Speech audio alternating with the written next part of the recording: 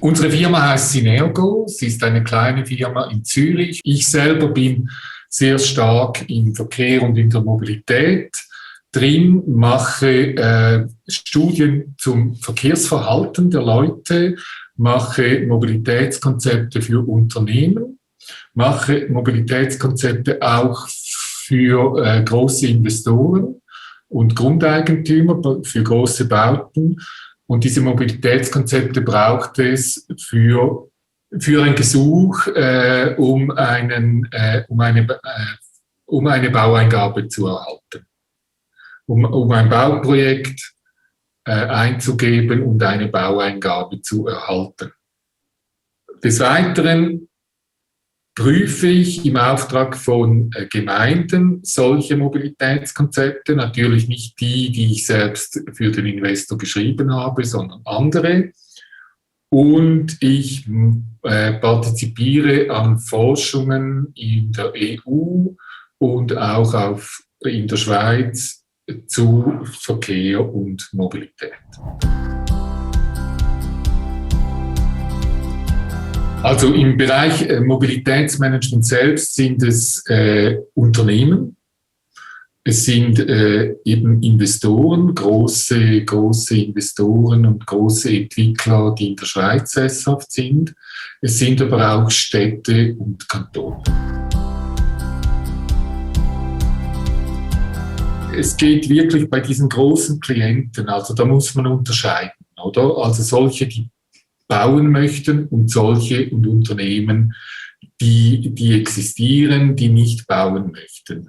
Und beim Mobilitätsmanagement geht es allgemein zu zeigen, was ein Klient machen kann, um den Verkehr, der durch sein Unternehmen oder sein Bau erzeugt wird, möglichst nachhaltig abzuwickeln. Nachhaltig heißt stadtgerecht und umweltgerecht. Umweltgerecht, und da geht es einerseits um die Flächenverbrauch und andererseits um die CO2-Reduktion. Bei beidem ist natürlich die Förderung der Nutzung der öffentlichen Verkehrsmittel, des Velos und des Zu-Fuß-Gehens zentral.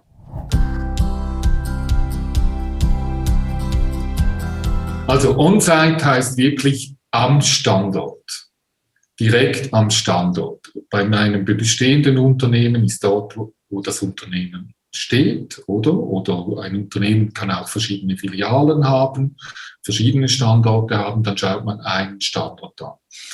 Und wenn man baut, dann ist es auch das Gebiet dort, wo man baut, die Fläche, wo man baut. Und es geht darum, herauszufinden und darzustellen und zu zeigen, was das Unternehmen selbst machen kann und was der Bauunternehmer selbst machen kann. Und da geht es in erster Linie um das Parkplatzangebot, um die Bewirtschaftung der Parkplätze, also macht man Gebühren oder nicht, um Regelungen für die Parkplatznutzung. Es geht aber auch um zum Beispiel gute Veloabstellanlagen, damit das attraktiv ist für Leute, die mit dem Fahrrad fahren. Sie müssen sich vorstellen, es fährt niemand mit dem Fahrrad, wenn er nirgends sein Fahrrad abstellen kann oder wenn es nicht diebstahlsicher ist, weil sonst wird es gestohlen und je nachdem, wie teuer das ist, macht das keinen Spaß. Oder? Es geht aber auch um Platzierung von Carsharing. Zum Beispiel, wenn ein Unternehmen sehr viel Geschäftsverkehr hat mit eigenen Autos oder er sich überlegt, ein eigenes Auto zuzutun, dann gibt es Carsharing-Angebote, die quasi als Ersatz dienen. Sie müssen dann, das Unternehmen muss dann einfach präziser planen, oder wann er das Auto machen muss, aber mit den heutigen brauchen muss, aber mit den heutigen Systemen, die es gibt und den Techniken und den Angeboten, ist das einfach machbar. Bei einem bestehenden Unternehmen ist es leichter, wenn das bestehende Unternehmen in einer Stadt ist, wo es entsprechende alternative Angebote zur Nutzung hat. Also es bringt nichts, wenn man sagt, fahrt mehr mit dem Fahrrad, aber es gibt keine gute Veloverbindung.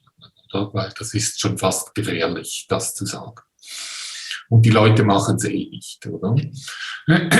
Und also, das ist mal der Kontext, oder? Ist man eher in der Stadt, ist man urban gelegen oder außerhalb?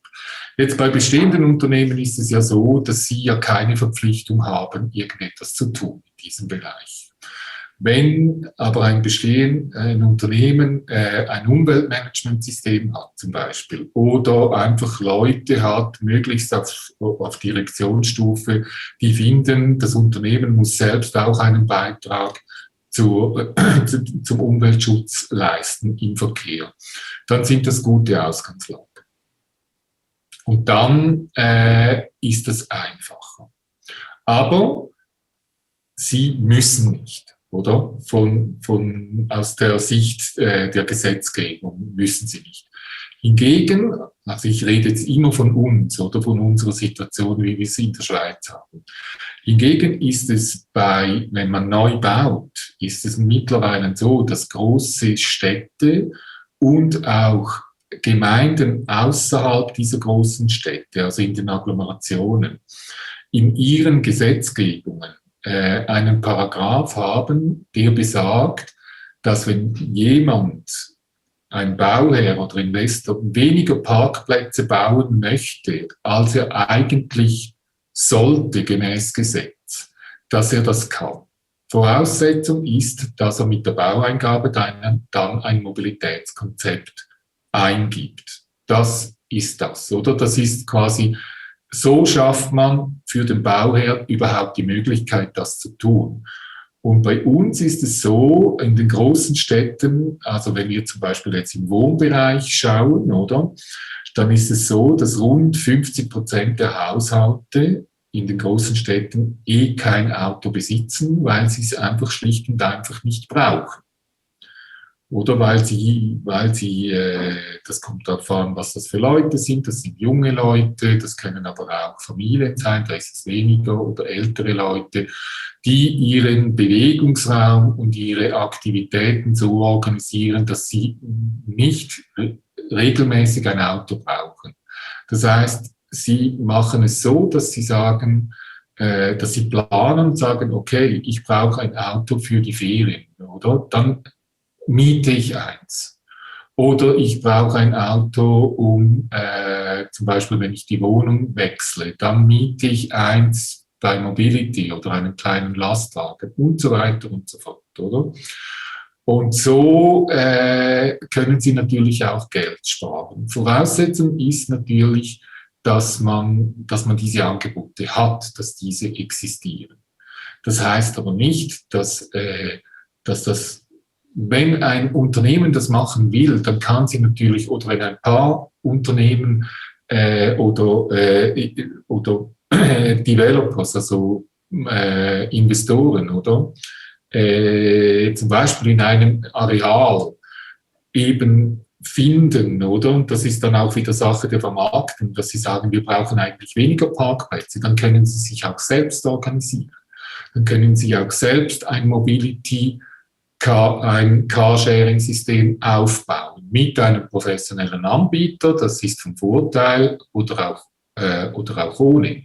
Oder das liegt in ihren Möglichkeiten. Es gibt genug Beispiele, wo das auch passiert. Zum Beispiel Wien hat sehr gute Lösungen in Quartieren wie Aspern, Seestadt und so weiter, wo das in einem großen Maßstab gemacht wird.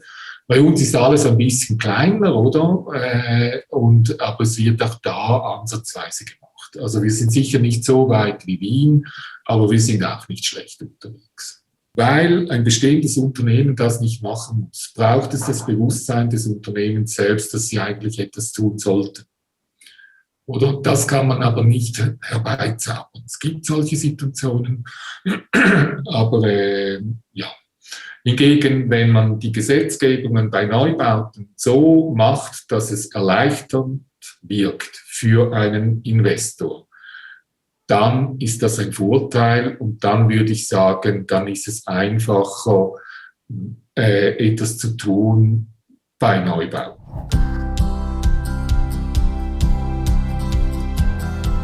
Ein Projekt oder eine Firma oder ein Bau, wo man Mobilitätsmanagement einführen will in Form eines Mobilitätskonzeptes, ist dann erfolgreich, wenn die folgenden Punkte erfüllt sind. Das erste ist, dass der Bau gut eingebettet ist in einem öffentlichen Verkehrssystem und in einem Fußweg- und Velowegsystem. Weil dann haben die Leute die Alternative, überhaupt zu wechseln, vom Auto zu anderen Verkehrsmitteln. Das Zweite ist bei bestehenden Unternehmen das Bewusstsein der Chefetagen, dass die Firma selbst etwas tun muss, weil sie generiert zwar Arbeitsplätze, aber sie generiert auch Verkehr. Und in der heutigen Zeit, wo Klima wichtig ist, wo wir Pariser Ziele unterschrieben haben, oder wo eigentlich das Ziel ist, dass man beim CO2 Richtung Netto Null geht, müssen alle einen Beitrag leisten. Auch und Unternehmen und überhaupt Standorte, die generieren halt mal Verkehr. Das ist einfach so bei jeder Aktivität, die sie machen. Dann, das ist innerhalb des Unternehmens. Dann braucht es natürlich gute Berater, die ein wirklich gutes Mobilitätskonzept machen, aber das haben sie ja in Slowenien. Und dann braucht es auf der Ebene der öffentlichen Hand, auf der nationalen, regionalen oder lokalen Ebene, Gemeindeebene, braucht es eben, wenn man von Energie- und CO2-Reduktion spricht, braucht es Klimastrategien, Klimakonzepte, Klimagesetze, oder die diese Vorgaben machen. Das hilft sicher. Der zweite Punkt auf übergeordneter Ebene ist das, was ich vorher gesagt habe, nämlich, dass in den Baugesetzen oder in den Parkplatzreglementen dieser Passus drin steht, dass bei Neubauten man unter das gesetzliche Minimum an Parkplätzen gehen darf, wenn man mit einem Mobilitätskonzept zeigt, dass man diese Parkplätze gar nicht nötig hat. Das gilt sowohl für große Unternehmen, das gilt für Schulen, das gilt für jegliche Art von Gebäuden. Oder bei Schulen braucht es natürlich das Bewusstsein der Eltern vor allem, zu sagen, ja, mein Kind geht allein in die Schule, weil Kinder grundsätzlich gerne alleine und zu Fuß in die Schule gehen, weil für sie ist der Weg zur Schule ist ein Teil der Sozialisierung mit Freunden, oder? Da können sie zusammen erleben und so weiter. Die Eltern braucht es dazu nicht. Problem ist ja, wenn die Eltern alleine mit dem Auto zur Schule fahren oder zum Kindergarten, dann sind sie es, die den Verkehrsstau produzieren und nicht die anderen, oder? Dieses Bewusstsein muss bei den Eltern da sein. Sie müssen auch versuchen, die Angst zu verlieren, keine Angst zu haben. Und natürlich kommt es auf Situationen drauf an, oder? Also wenn eine Schule entlang einer Hauptstraße ist, dann verstehe ich das bis zu einem gewissen Grad, dass die Eltern dann Angst haben. Auf der anderen Seite geht es darum, bei der Standortplanung von Schulen eben Orte auszuwählen, die nicht an großen Verkehrsachsen sind und dass die öffentliche Hand auch entsprechende Sicherheitsmaßnahmen im Umfeld machen, oder? Also Tempo 30-Zonen, Tempo 20-Zonen, bei größeren Zonen von mir aus Fußgängerstreifen und so weiter. Was nicht eine längerfristige Lösung ist, meiner Meinung nach, ist Pedibus, also Elternbusse, die irgendwie, die Eltern gehen mit den Kindern gemeinsam zur Schule. Also das ist für mich, es geht in Richtung so wie im Militär ein bisschen, oder? Die Kinder wollen das nicht, oder? Und das macht auch keinen Sinn und es ist das falsche Prinzip und vor allem entlastet es so die Gemeinde, irgendetwas zu tun, oder? Weil die Gemeinde sagt, ja schaut, die Eltern, die organisieren sich ja selber, wir müssen ja gar keine Sicherheitsmaßnahmen mehr machen. Das ist nicht die Lösung, oder?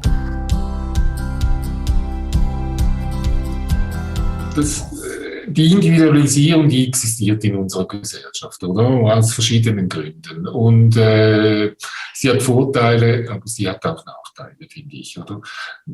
Wenn es darum geht, zum Beispiel eben ein Umfeld in der Schule, rund um eine Schule kinderfreundlicher zu machen, damit die Sicherheit für die Kinder erhöht wird und die Eltern somit keine Angst mehr haben, dann ist es gut, wenn die Eltern sich zusammentun, am besten auch noch mit den Lehrpersonen und mit der Gemeinde sprechen und ihre Anliegen darlegen. Und dann ist es in vielen Fällen so, dass die Gemeinde kooperationswillig ist und dann eben im Rahmen von ihren Möglichkeiten, muss man auch immer sagen, oder, Sicherheitsmaßnahmen macht.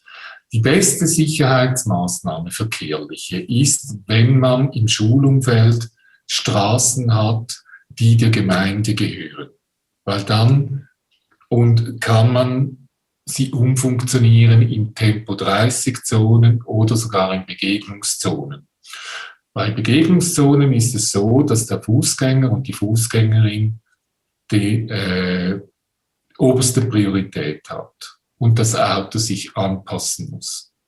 Oder quasi als letztes Verkehrsmittel sich anpassen muss in diesem Bereich. Das ist der Idealfall. Dann gibt es bei uns Situationen, zum Beispiel, wo eine Schule in der Nähe einer Kantonsstraße ist. Also die Straße gehört dem Kanton oder bei Ihnen der Region.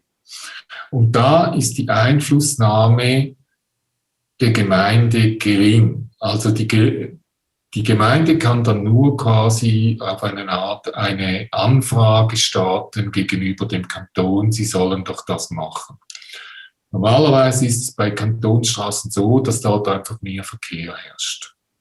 Und dann kommt es auf den Kanton drauf an, macht er das oder macht er das nicht. Wir haben bei uns Pilotversuche, wo man sagt, ein Teil einer Kantonsstraße, vor allem wenn sie im Siedlungsraum ist, wird zu einer Tempo-30-Zone gemacht, aber nur im Siedlungsraum. Das gibt es. Aber es kommt immer auf den Kanton drauf an, ist er bereit, das zu tun. Es gibt keine nationale Regelung zu dem.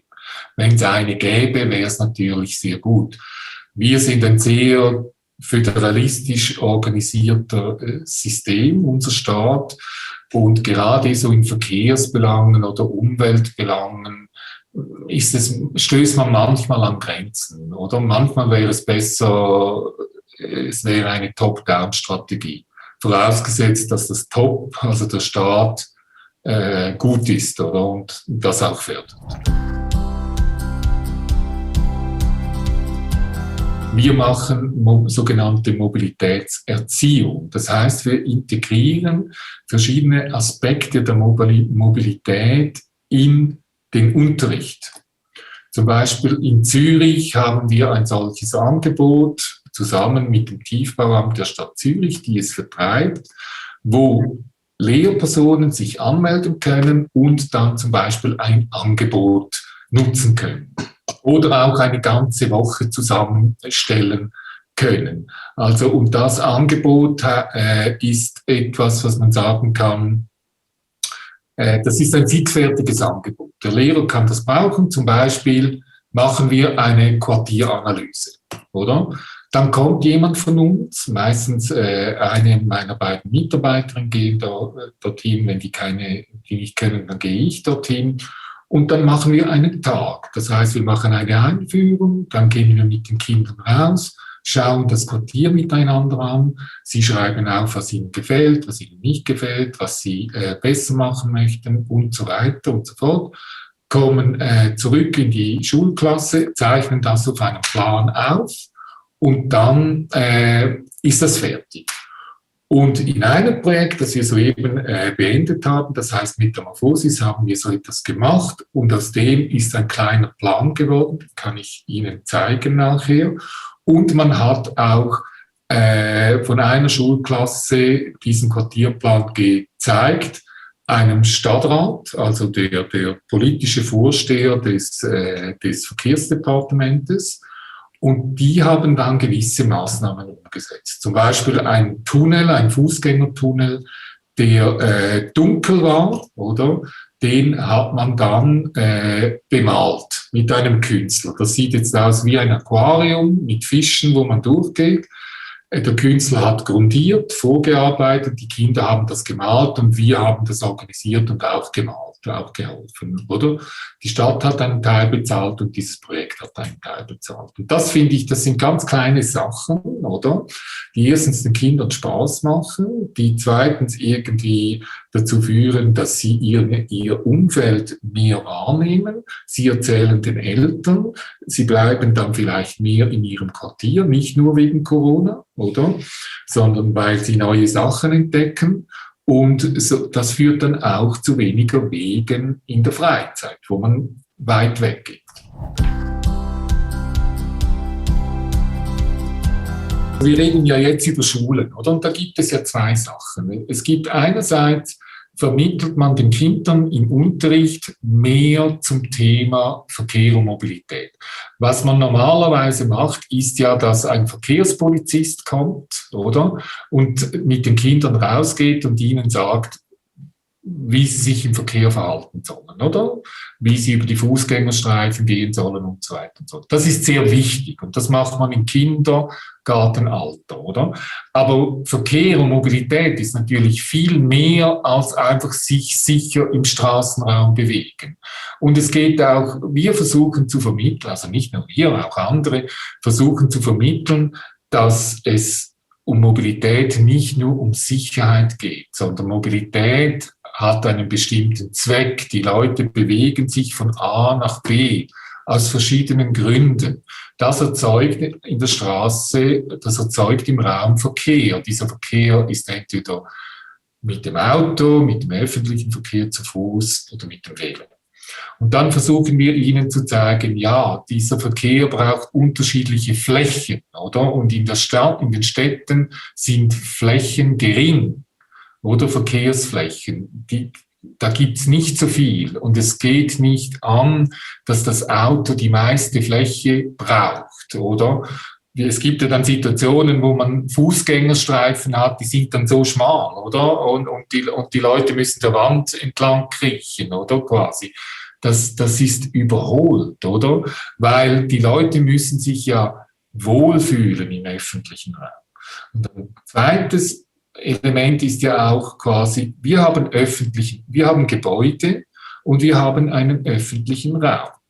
Und der öffentliche Raum ist eigentlich für alle da, oder? Der öffentliche Raum gehört den Leuten, auch dem, der privaten ist. Zum Beispiel ein Einkaufszentrum, oder? Ein Einkaufszentrum hat ein Gebäude und hat vielleicht einen Platz. Das alles gehört dem Einkaufszentrum. Also, aber dieser Platz ist nicht nur zugänglich für die Leute, die einkaufen gehen, sondern auch für die Nachbarn und so weiter, oder? Darum ist er öffentlich zugänglich. Und da geht es wieder um Verteilungsprobleme, oder? Wir haben begrenzte Flächen und wem gehört jetzt dieser Raum und wer sollte eigentlich am meisten davon bekommen?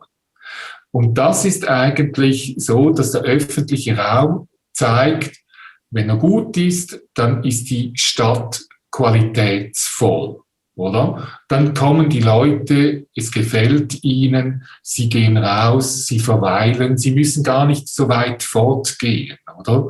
Weil das ist gut, oder?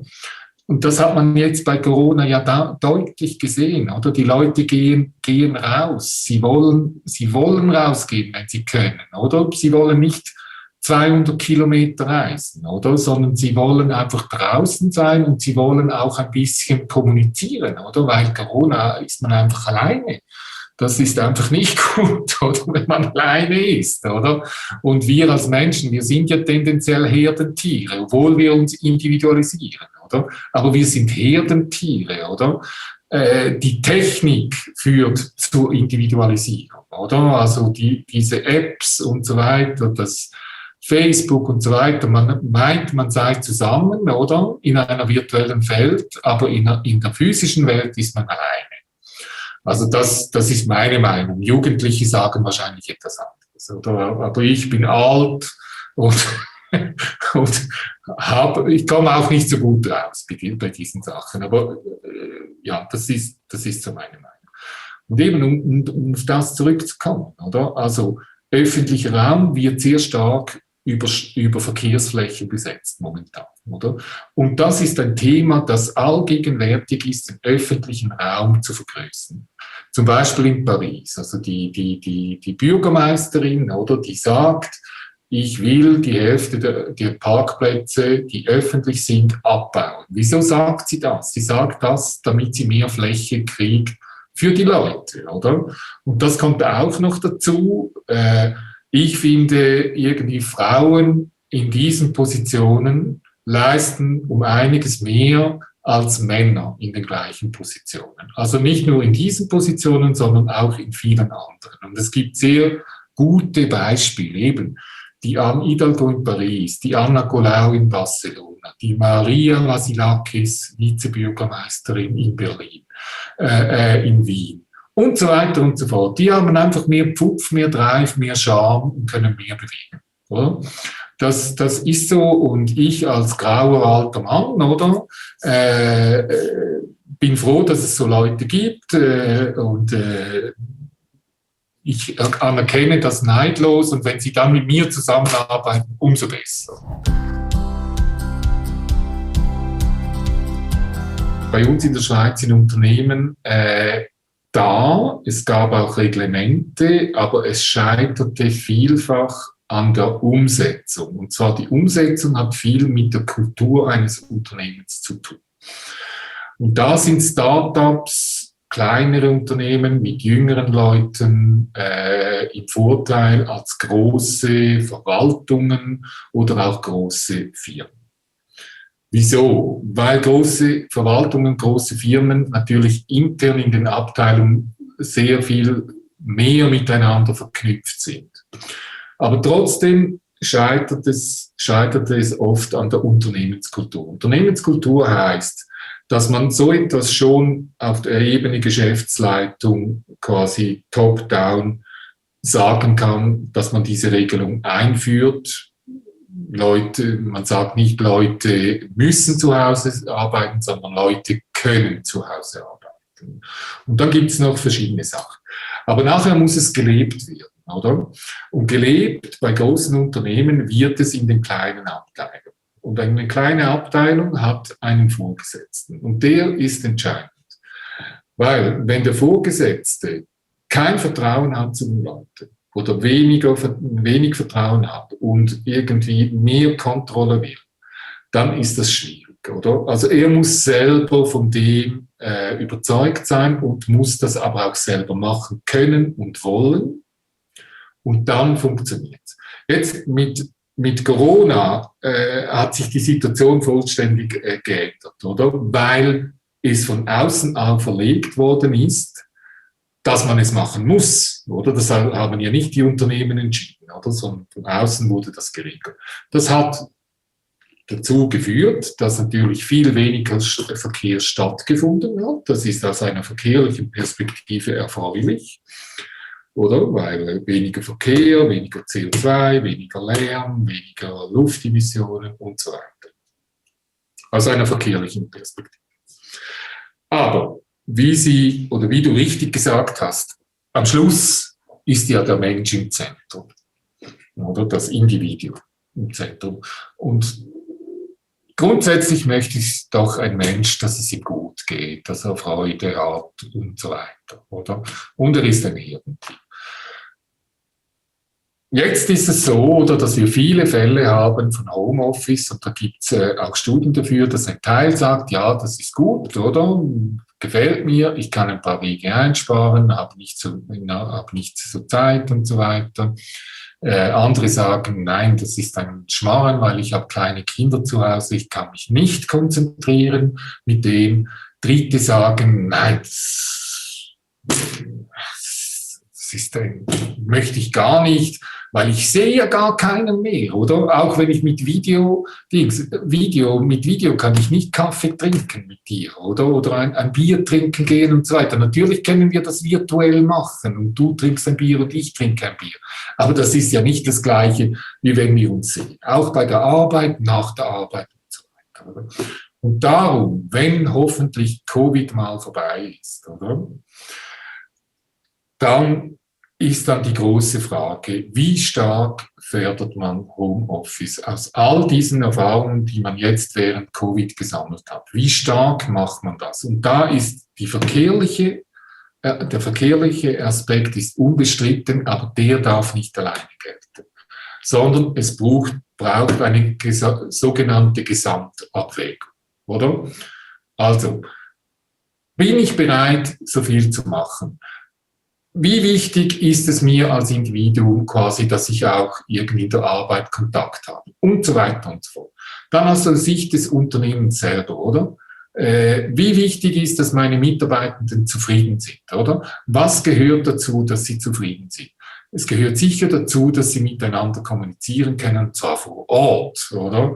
Nicht nur, aber auch vor Ort. Und das gilt es abzuwägen. Darum denke ich, und sagen auch viele andere, dass es wahrscheinlich am besten ist, dass man dann irgendwie so eine Mittellösung hat, oder eine Mittellösung hat. Was sicher, glaube ich, jetzt gesteigert worden ist quasi das Bewusstsein und die Flexibilität bei den Unternehmen, dass sie sehen, es geht. Leute arbeiten auch von zu Hause. Die brauchen keine Kontrolle. Wir sind alles erwachsene Menschen und wir möchten Geld verdienen, oder um unsere Familien zu ernähren und so weiter. Also was soll diese Kontrollgeschichte, oder? Das braucht es nicht, oder? Das ist etwas, was man sagen kann. Studien beweisen es und die Unternehmen bewegen sich, oder? Ein weiterer und ein letzter Punkt, den ich sagen will. Es ist ja so, dass die Unternehmen, vor allem wenn man neu baut, oder? Die haben jetzt gemerkt, ja, die Leute, die arbeiten von zu Hause, oder? Das heißt für uns Unternehmen, wir können natürlich, wenn wir bauen, Geld sparen, indem wir viel kleinere Flächen machen bei Büros, oder niemand mehr hat seinen eigenen Arbeitsplatz. Es wird irgendwie herumgeschert bis zum geht nicht mehr, oder? Es gibt keine Identität mehr im Büro. Es ist alles kahl, es ist alles künstlich, unnatürlich. Da kann Google noch lange kommen und ein paar farbige Pappkartons reintun und einen Billardtisch und so weiter, oder? Das ist es nicht. Also für die Google-Leute schon, aber für viele andere nicht, oder? Also da ist so eine gewisse Identität mit der Arbeit vorhanden. Ist ja logisch, oder? Was machen wir, außer irgendwie schlafen und mit der Familie ein bisschen zusammen zu sein, während der Woche? Wir arbeiten, oder? Wir arbeiten. Und das ist ein wichtiger Ort. Also darum glaube ich auch nicht an diese Google-Geschichten, oder? Also das ist einfach für gewisse Leute ist das, glaube ich, gut, aber ich denke, die Mehrheit, die denkt immer noch anders. Oder sie denkt wieder zurück, oder? Sie denkt wieder zurück. Eben. Und quasi als letzter Satz, den ich sagen möchte, ist, im Zusammenhang mit dem Klima, oder? Und so weiter. Wir leben heutzutage meiner Meinung nach in einer Welt, wo man das Gefühl hat, dass man mit Technik Klimaprobleme lösen kann, oder? Also Mobility as a Service, Sharing Mobility, Carless, Driverless Autos, also Auto ohne Dings und so weiter und so fort. Ich habe so ein bisschen das Gefühl, dass quasi diese Technik dass man sich nie überlegt, oder, als Anbieter dieser Technik, ob die Leute das auch überhaupt wollen. Ja. Ob sie es überhaupt wollen. Sondern man geht davon aus, dass man sagt, wir stellen das hin, oder? Und dann brauchen sie es dann schon, oder? Das ist so ein bisschen das Ding. Und jetzt müssen Sie sich vorstellen, was das alles irgendwie an Energie braucht, oder? All diese Sachen. Man kann dann schon sagen, ja, wir machen alles erneuerbare Energie und machen Photovoltaikanlagen auf den Dächern und so weiter. Aber Fakt ist, dass wir das eben nicht schaffen werden und schon gar nicht bis 2050, oder? Das werden wir nicht schaffen. Also, was muss man machen? Man muss einfach von allem ein bisschen weniger machen, oder?